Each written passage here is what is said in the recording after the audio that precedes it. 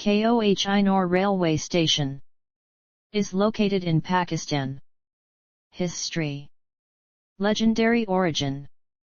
The early legends of the diamond is that it was mined in the Middle Ages during the Kakatiya dynasty at the Koh-i-Noor mine, a series of 4-meter deep gravel clay pits on the south bank of the Krishna River in present-day Andhra Pradesh, India. It was said to have been fixed as the left eye of the murti of the Hindu goddess Bhadrakali in the Bhadrakali temple in Warangal by the Kakatiya dynasty, who regarded the deity as their Kul Devi. Babur, the Turco-Mongol founder of the Mughal Empire, wrote about a famous diamond that weighed just over 187 old carats, approximately the size of the 186-carat Koh-i-Noor. According to his diary, it was acquired by Alauddin Khalji, second ruler of the Turco-Afghan Khalji dynasty of the Delhi Sultanate, when he invaded the kingdoms of southern India at the beginning of the 14th century and looted it from the Kakatiyas. It later passed on to succeeding dynasties of the Sultanate, and Babur received the diamond in 1526 as a tribute for his conquest of Delhi and Agra at the Battle of Panipat. It is impossible to verify these details exactly about when or where it was found, and many disparate theories exist as to its original owner. For some time it was alleged that while in the possession of Shah Jahan's son Aurangzeb, the stone was cut by Hortense Borgia, a Venetian lapidary, who reduced the weight of the large stone to 186 carats. For this carelessness, Borgia was reprimanded and fined 10,000 rupees. However, according to recent research, the story of Borgia cutting the diamond is not correct, and most probably mixed up with that of the Orlov, part of Catherine the Great's imperial Russian scepter in the Kremlin. Early history. In early Indian history, diamonds were the most highly valued gemstone. However, during the period of Mughal rule, diamonds were demoted to the position of second-rank jewels. When looking at the Mughal treasury, Abu al-Fazl ibn Mubarak, the Grand Vizier to Akbar, noted that red spinels and Burmese rubies had become the most desirable jewels by the nobility. During this time, the Persian New Year's ceremony, Nowruz, had become a period in which the subjects could bring offerings of gems and money to the imperial family in exchange for political promotions within the greater bureaucracy. By the time Shah Jahan ascended the throne as the fifth Mughal emperor, there were so many jewels in the treasury that he decided to use many of them in the making of the ornate peacock throne in 1635. Over a century later, in 1738, Nader Shah, founder of the Afsharid dynasty, following the overthrow of the Safavid dynasty of Persia 2 years earlier, began raiding into Mughal territory before soon launching a full-scale invasion of India. This invading force soon captured Delhi, where after a massacre of the civilian population, the army began a systematical looting of the wealth of the city and the treasury of the Mughal Empire. With nearly 10,000 wagons of loot, along with millions of rupees and an assortment of other historic jewels, Nader Shah also carried away the imperial peacock throne. And it is here on the head of one of the peacocks on the throne that Nader Shah's biographer Muhammad Maharvi first records seeing the Koh-i-Noor in the 1740s, along with other prominent gems, such as the Great Timur ruby and the Darya-i-Noor. It is alleged that Nader Shah exclaimed Koh-i-Noor, Persian and Hindi Urdu for Mountain of Light, when he first obtained the famous stone. One of his consorts is even noted to have said, "If a strong man were to throw 4 stones, one north, one south, one east, one west, and a 5th stone up into the air, and if the space between them were to be filled with gold, all would not equal the value of the Koh-i-Noor." After Nader Shah was killed and his empire collapsed in 1747, the Koh-i-Noor fell to his grandson, who in 1751 gave it to Ahmad Shah Durrani, founder of the Afghan Empire, in return for his support. One of Ahmed's grandsons, Shuja Shah Durrani, wore a bracelet containing the Koh-i-Noor on the occasion of Mount Stuart Elphinstone's visit to Peshawar in 1808. A year later, Shah Shuja formed an alliance with the United Kingdom to help defend against a possible invasion of Afghanistan by Russia. He was quickly overthrown, but fled with the diamond to Lahore, where Ranjit Singh, founder of the Sikh Empire, in return for his hospitality, insisted upon the gem being given to him, and he took possession of it in 1813. In Ranjit Singh's possession, Ranjit Singh had the diamond examined by jewelers of Lahore for 2 days to ensure that Shuja had not tricked him. After the jewelers confirmed its genuineness, he donated 125,000 rupees to Shuja. Ranjit Singh then asked the principal jewelers of Amritsar to estimate the diamond's value. The jewelers declared that the value of the diamond was far beyond all computation. Ranjit Singh then affixed the diamond to the front of his turban, and paraded on an elephant to enable his subjects to see the diamond. He used to wear it as an armlet during major festivals such as Diwali and Dussehra, and took it with him during travel. He would exhibit it to prominent visitors, especially British officers. One day, Ranjit Singh asked the diamond's former owners Shuja and his wife Wafa Begum to estimate its value. Wafa Begum replied that if a strong man threw a stone in 4 cardinal directions and vertically, Koh-i-Noor would be worth more than the gold and precious stones filled in the space. Ranjit Singh grew paranoid about the Koh-i-Noor being stolen, because in the past, another valuable jewel had been stolen from him while he was intoxicated. He kept the diamond within a high-security facility at the Gobindgarh fort when it was not in use. When the diamond was to be transported, it was placed in a pannier on a guarded camel. 39 other camels with identical panniers were included in the convoy. The diamond was always placed on the first camel immediately behind the guards, but great secrecy was maintained regarding which camel carried it. Only Ranjit Singh's treasurer Mr. Belly Ram knew which camel carried the diamond. In June 1839, Ranjit Singh suffered his 3rd stroke, and it became apparent that he would die soon. On his deathbed, he started giving away his valuable possessions to religious charities, and appointed his eldest son Karak Singh as his successor. A day before his death, on June 26, 1839, a major argument broke out between his courtiers regarding the fate of Koh-i-Noor. Ranjit Singh himself was too weak to speak, and communicated using gestures. Bhai Gobind Ram, the head Brahmin of Ranjit Singh, insisted that the king had willed Koh-i-Noor and other jewels to the Jagannath temple in Puri. The king apparently supported this claim through gestures, as recorded in his court chronicle Umdat ul Tawarik. However, Treasurer Belly Ram insisted that it was a state property rather than Ranjit Singh's personal property, and therefore, should be handed over to Karak Singh. After Ranjit Singh's death, Belly Ram refused to send the diamond to the temple, and hid it in his vaults. Meanwhile, Karak Singh and Wazir Dhyan Singh also issued orders stating that the diamond should not be taken out of Lahore. In Gulab Singh's possession. On October 8, 1839, the new Emperor Karak Singh was overthrown in a coup by his Prime Minister Dhyan Singh. The Prime Minister's brother Gulab Singh, Raja of Jammu, came into possession of the Koh-i-Noor. Karak Singh later died in prison, soon followed by the mysterious death of his son and successor now Nihal Singh on November 5, 1840. Gulab Singh held onto the stone until January 1841, when he presented it to Emperor Sher Singh in order to win his favour, after his brother Dhyan Singh negotiated a ceasefire between Sher Singh and the overthrown Empress Chand Kaur. Gulab Singh had attempted to defend the widowed Empress at her fort in Lahore, during 2 days of conflict and shelling by Sher Singh and his troops. Despite handing over the Koh-i-Noor, Gulab Singh as a result of the ceasefire returned safely to Jammu with a wealth of gold and other jewels taken from the treasury. Worn by child Emperor Duleep Singh. Acquisition by Queen Victoria. On March 29, 1849, following the conclusion of the Second Anglo-Sikh War, the Kingdom of Punjab was formally annexed to company rule, and the last Treaty of Lahore was signed, officially ceding the Koh-i-Noor to Queen Victoria and the Maharaja's other assets to the company.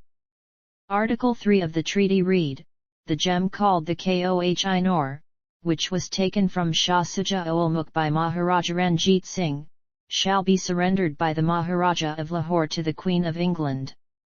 The lead signatory of the treaty for the by then 11-year-old Maharaja Duleep Singh was his commander-in-chief Tej Singh, a loyalist of Maharaja Gulab Singh who had previously been in possession of the Koh-i-Noor and gained Kashmir from the Sikh Empire, via treaty with Britain, following the First Anglo-Sikh War. The Governor-General in charge of the ratification of this treaty was the Marquis of Dalhousie. The manner of his aiding in the transfer of the diamond was criticized even by some of his contemporaries in Britain. Although some thought it should have been presented as a gift to Queen Victoria by the East India Company, it is clear that Dalhousie believed the stone was a spoil of war, and treated it accordingly, ensuring that it was officially surrendered to her by Duleep Singh, the youngest son of Ranjit Singh. The presentation of the Koh-i-Noor by the East India Company to the Queen was the latest in a long history of transfers of the diamond as a coveted spoil of war. Duleep Singh had been placed in the guardianship of Dr. John Logan, a surgeon in the British Army serving in the Presidency of Bengal. Duleep Singh moved to England in 1854 and spent the rest of his life in Indiana exile. Journey to the United Kingdom. The Great Exhibition.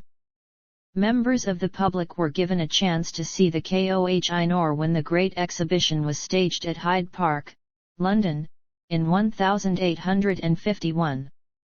It represented the might of the British Empire and took pride of place in the eastern part of the Central Gallery. Its mysterious past and advertised value of £1.2 million drew large crowds.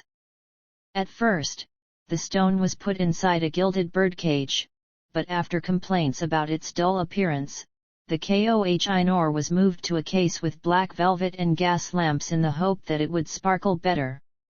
Despite this, the flawed and asymmetrical diamond still failed to please viewers. 1852 Recutting. Originally, the diamond had 169 facets and was 4.1 cm long, 3.26 cm wide, and 1.62 cm deep. It was high-domed, with a flat base and both triangular and rectangular facets, similar in overall appearance to other Mughal-era diamonds which are now in the Iranian crown jewels. Disappointment in the appearance of the stone was not uncommon. After consulting mineralogists, including Sir David Brewster, it was decided by Prince Albert, the husband of Queen Victoria, with the consent of the government, to polish the Koh-i-Noor. One of the largest and most famous Dutch diamond merchants, Moses Koster, was employed for the task. He sent to London one of his most experienced artisans, Levi Benjamin Vuurzanger, and his assistants. On July 17, 1852, the cutting began at the factory of Gerard & Co. in Haymarket, using a steam-powered mill built specially for the job by Maudslay, Sons, and Field. Under the supervision of Prince Albert and the Duke of Wellington, and the technical direction of the Queen's mineralogist, James Tennant, the cutting took 38 days. Albert spent a total of £8,000 on the operation, which reduced the weight of the diamond from 186 old carats to its current 105.6 carats. The stone measures 3.6 cm long, 3.2 cm wide, and 1.3 cm deep. Brilliant cut diamonds usually have 58 facets, but the Koh-i-Noor has 8 additional star facets around the cullet, making a total of 66 facets. The great loss of weight is to some extent accounted for by the fact that Vuurzanger discovered several flaws, one especially big, that he found it necessary to cut away. Although Prince Albert was dissatisfied with such a huge reduction, most experts agreed that Vuurzanger had made the right decision and carried out his job with impeccable skill.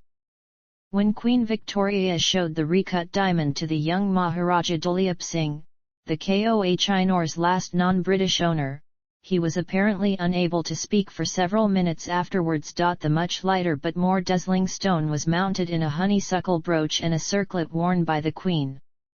At this time, it belonged to her personally, and was not yet part of the crown jewels.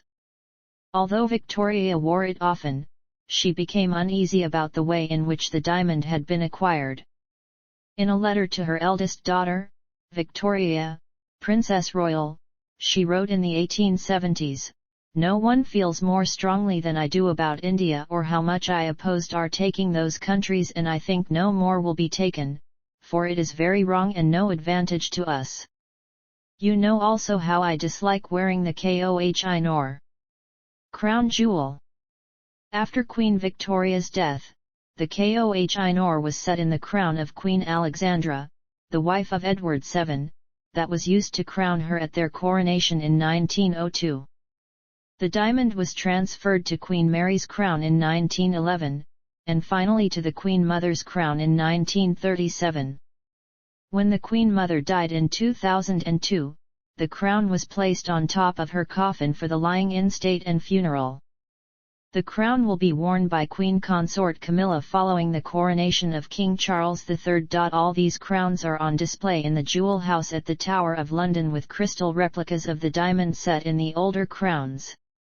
The original bracelet given to Queen Victoria can also be seen there.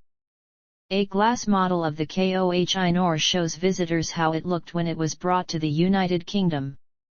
Replicas of the diamond in this and its recut forms can also be seen in the vault exhibit at the Natural History Museum in London. During the Second World War, the crown jewels were moved from their home at the Tower of London to Windsor Castle. They were kept in leather hat boxes under lock and key in the office of the Royal Librarian Sir Owen Morshead until 1941, when they were transferred to a specially dug tunnel under the walls of the castle. At this time Morshead and the keeper of the Tower Armouries removed some of the larger stones, including the Koh-i-Noor, and wrapping them in cotton wool, inserted them in a glass preserving jar, which was then placed in a biscuit tin, the thinking being that, unlike the bulkier crowns, this would allow their swift relocation if the German invasion occurred. Ownership dispute. The Koh-i-Noor has long been a subject of diplomatic controversy, with India, Pakistan, Iran, and Afghanistan all demanding its return from the UK at various points. India. The Government of India first demanded the return of the Koh-i-Noor as soon as independence was granted in 1947. A second request followed in 1953, the year of the coronation of Queen Elizabeth II. Each time, the British government rejected the claims, saying that ownership was non-negotiable. In 2000, several members of the Indian Parliament signed a letter calling for the diamond to be given back to India, claiming it was taken illegally. British officials said that a variety of claims meant it was impossible to establish the diamond's original owner, and that it had been part of Britain's heritage for more than 150 years. In July 2010, while visiting India, David Cameron, the Prime Minister of the United Kingdom, said of returning the diamond, "If you say yes to one, you suddenly find the British Museum would be empty.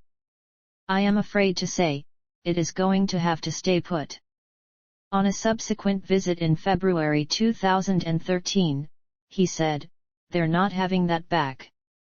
In April 2016, the Indian Culture Ministry stated it would make all possible efforts to arrange the return of the Koh-i-Noor to India. The then Solicitor General of India, Ranjit Kumar, said, it was given voluntarily by Ranjit Singh to the British as compensation for help in the Sikh wars. The Koh-i-Noor is not a stolen object. Pakistan. In 1976, Pakistan asserted its ownership of the diamond, saying its return would be a convincing demonstration of the spirit that moved Britain voluntarily to shed its imperial encumbrances and lead the process of decolonization. In a letter to the Prime Minister of Pakistan, Zulfikar Ali Bhutto, the Prime Minister of the United Kingdom, James Callaghan, wrote, "I need not remind you of the various hands through which the stone has passed over the past 2 centuries, nor that explicit provision for its transfer to the British Crown was made in the peace treaty with the Maharaja of the Sikh Empire in 1849. I could not advise Her Majesty that it should be surrendered. Afghanistan. In 2000, the Taliban's Foreign Affairs spokesman, Faiz Ahmed Faiz, said the Koh-i-Noor was the legitimate property of Afghanistan, and demanded for it to be handed over to the regime. The history of the diamond shows it was taken from us to India, and from there to Britain. We have a much better claim than the Indians, he said. The Afghan claim derives from Shah Shuja Durrani's memoirs, which states he surrendered the diamond to Ranjit Singh while Singh was having his son tortured in front of him, so he argued that the Maharaja of Lahore acquired the stone illegitimately. Possible compromises. Because of the quadripartite dispute over the diamond's rightful ownership, there have been various compromises suggested to bring the dispute to an end. These include dividing the diamond into 4, with a piece given to each of Afghanistan, India, and Pakistan, with the final piece retained by the British Crown. Another suggestion is that the jewel be housed in a special museum at the Wagah border between India and Pakistan. However, this suggestion does not cater to Afghan claims, nor the reality of current British possession. The British government rejects these compromises, and has stated since the end of the British Raj that the status of the diamond is non-negotiable. In popular culture, the Koh-i-Noor was one of the inspirations for the eponymous gemstone in the Moonstone, a 19th-century British epistolary novel by Wilkie Collins, generally considered to be the first full-length detective novel in the English language. In his preface to the first edition of the book, Collins says that he based his eponymous Moonstone on the histories of two stones, the Orlov, a 189.62-carat diamond in the Russian imperial scepter, and the Koh-i-Noor. In the 1966 Penguin Books edition of the Moonstone, J.I.M. Stewart states that Collins used G.C. King's The Natural History, Ancient and Modern, of Precious Stones, to research the history of the Koh-i-Noor. The Koh-i-Noor also features in Agatha Christie's 1925 detective novel The Secret of Chimneys, where it is hidden somewhere inside a large country house and is discovered at the end of the novel. The diamond had been stolen from the Tower of London by a Parisian gang leader who replaced it with a replica stone. The Koh-i-Noor is a central plot point in George MacDonald Fraser's 1990 historical novel and satire, Flashman and the Mountain of Light, which refers to the diamond in its title. Koh-i-Noor, a 2005 Indian mystery television series, follows a search for the diamond after its supposed return to India. Kolkata-i-Koh-i-Noor, a 2019 mystery thriller film, is based on a similar premise and explores the diamond's fictional relations to Kolkata.